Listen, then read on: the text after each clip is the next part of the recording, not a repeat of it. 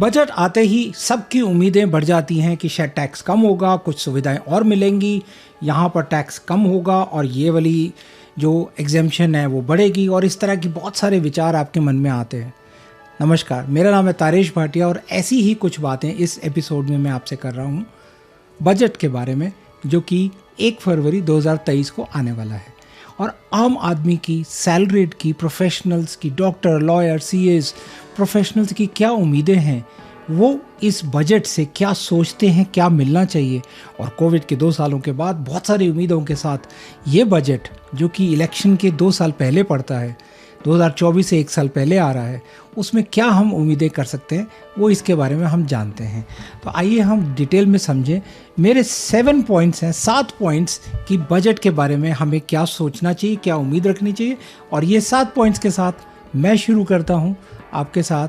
पहला पॉइंट है कि टैक्स रिलीफ की उम्मीदें middle class, working population, professionals, small and medium enterprises को बहुत ज़्यादा है कि टैक्स रिलीफ मिलेगा। लेकिन ये टैक्स रिलीफ किस तरह से मिलेगा, इसको समझना ज़रूरी इसलिए है कि मैं टैक्स को किस तरह से देख रहा हूँ और मेरे को टैक्स रिलीफ किस तरह से मिलना चाहिए। कि टैक्स की जो स्लैब्स हैं उसको बढ़ाया जाए। 2,50,000 जो है 5 लाख हो जाए, 5 लाख जो है वो 8 लाख हो जाए, 8 लाख जो है वो 10 लाख हो जाए।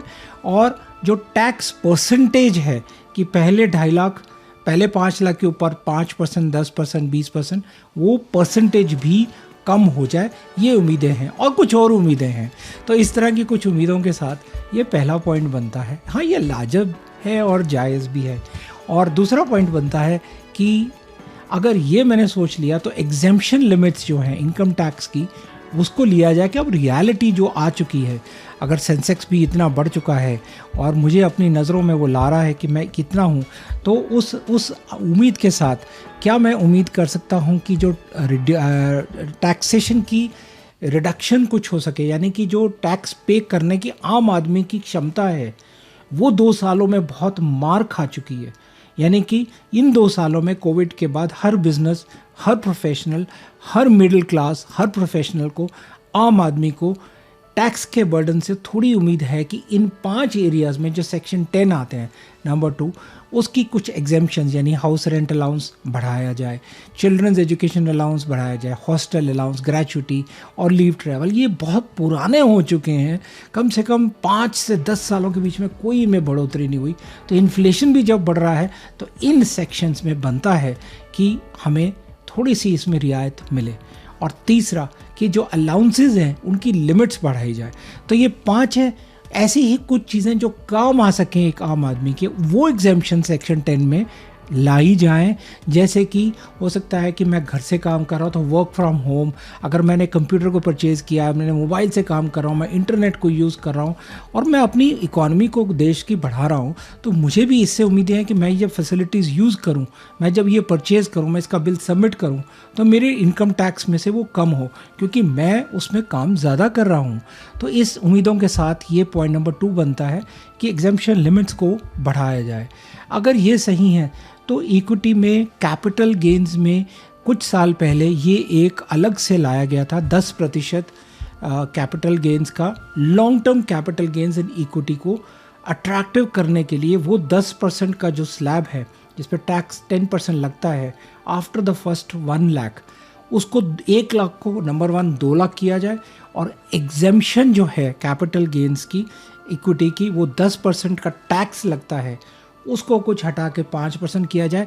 या किया जाए कि जो 1 साल तक करता है वो 10, जो 3 साल तक करता है उसको कुछ भी कैपिटल गेन्स नहीं देना पड़ेगा। इसी तरह से चौथा पॉइंट मेरा है कि अगर इक्विटी के साथ ये मिलता है अट्रैक्शन, तो कैपिटल गेन्स डेट में, यानी मैं शॉर्ट टर्म फंड्स में, अल्ट्रा शॉर्ट फंड्स में, म्यूचुअल फंड्स में, बॉन्ड्स में अगर मैं इन्वेस्ट करता हूँ, और हर आदमी को आज अपने एज अ फाइनेंशियल प्लानर बोल रहा हूँ कि कैपिटल गेन्स इमरजेंसी फंड जो मैंने रखा उस पर भी अगर मेरे को टैक्स लग रहा है, अगर स्लैब 30% है, तो शॉर्ट टर्म कैपिटल गेन को हटा के उसको थोड़ा 1 साल, 3 साल, 5 साल को बढ़ाया जाए, ताकि मैं इत्मीनान से उस कैपिटल गेन्स की कटने की उम्मीद से ना इन्वेस्ट करने की बाहर आ सकूं। यानी कि अगर मैंने सोचा है कि मेरा कैपिटल गेन्स डेट में लगना ही लगना है और इस वजह से मैं इमरजेंसी फंड में पैसे ज़्यादा नहीं रख रहा हूँ, शॉर्ट टर्म कैपिटल गेंस के डर से, तो वो डर को हटा के मेरे को उसमें और सहूलियत आम आदमी को मिलनी चाहिए।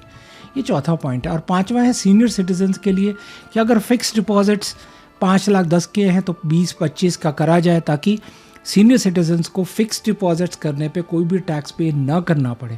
नंबर 2, जब पेंशन आती है, चाहे वो आर्म्ड फोर्सेस हो चाहे वो आम आदमी हो, वो पेंशन जो है वो टैक्स फ्री हो जानी चाहिए। बिकॉज ऑलरेडी मैं पूरी उम्र उस टैक्स को देता रहा हूँ और अब मैं नहीं सोचता कि मुझे उसमें और कोई टैक्स पे करना चाहिए। ठीक है, तो ये सीनियर सिटीजन्स के लिए मेरा 5वां पॉइंट आम आदमी की उम्मीद की नज़र से है। छठा पॉइंट है कि एनपीएस की जो रिडेम्पशन होती है एन्युटी में लेते वक्त, यानी जब मैं एन्युटी लेता हूँ, सपोज़ मैंने 40 की उम्र से लेकर 60 की उम्र तक मैंने एनपीएस में इन्वेस्टमेंट करी और अब मैं पेंशन लेना चाहता हूँ, तो उसको बोलते हैं एन्युटी। और एन्युटी लेते 60% मेरा टैक्स फ्री अमाउंट मैं रिडीम कर सकता हूँ, बाकी 40% मुझे एक एन्युटी लेने की ज़रूरत है। इसको टैक्स फ्री करना चाहिए। 60 की उम्र के बाद जो भी एन्युटी ले रहा है वो एक तो 6.5% 6% के रेट पे एन्युटी मिल रही है, और वो भी अगर टैक्सेबल हो, जो भी अमाउंट हो, तो वो उसकी टैक्सेशन की मेरे हिसाब से हटाना चाहिए। और ये एक सीनियर सिटीजन्स के पॉइंट ऑफ व्यू से भी अच्छा रहेगा।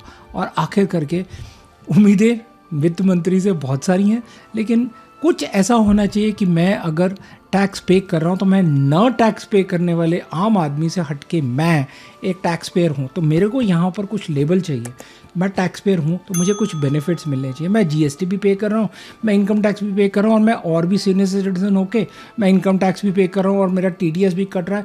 बहुत सारे टैक्सेस हो गए, तो कुछ इसमें से मेरे को, क्योंकि मैं टैक्स पेयर हूँ, मान लीजिए मैं 10 लाख से ऊपर की स्लैब में आता हूँ, तो मेरे को कुछ लेबल मिलना चाहिए कि आप सबसे पहले एयरलाइंस में आपको बेनिफिट्स मिलेंगे, एयरलाइंस के बाद आपको रेलवेज़ में मिलेंगे बेनिफिट, उसके बाद आपको कोई भी और बाहर जाते हैं, आप ट्रैवल करते हैं, और कुछ ऐसी फैसिलिटीज़ मुझे मिलें कि भारतीय होने के नाते, टैक्स पे करने के नाते मुझे कुछ सहूलियतें मिलें। तो ये कुछ उम्मीदें मेरी थी जो मैं बात करना चाह रहा था कि वित्त मंत्री से, कि अगर वो कुछ इसमें सोच सकें तो आम आदमी की उम्मीदें। मैंने ये फीडबैक लिया अपने क्लाइंट से, और बहुत सारे पोल्स करने के बाद ये 7 पॉइंट्स मैंने बनाए कि ये कुछ उम्मीदें, बजट एक्सपेक्टेशंस करी जा सकती हैं। अगर वित्त मंत्री ये मेरा वीडियो देख रहे हैं तो इसके बारे में वो सोचें और ऐसी ही कुछ चीज़ें वो इंट्रोड्यूस करें। नमस्कार, मेरा नाम है तारेश भाटिया, मैं एक फाइनेंशियल फ्रीडम स्पेशलिस्ट हूँ बाय क्वालिफिकेशन, एक सर्टिफाइड फाइनेंशियल प्लानर हूँ।